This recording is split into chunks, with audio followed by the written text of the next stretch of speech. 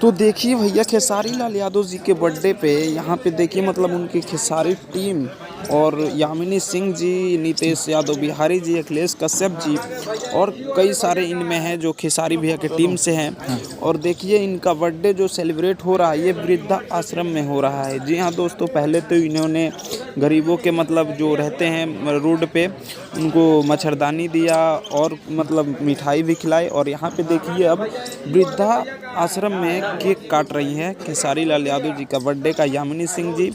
और ये वृद्धा आश्रम में मिठाई, कंबल वम्बल, कपड़ा उपड़ा है जो कि खेसारी लाल यादव जी के बर्थडे पे ये लोग दे रहे हैं।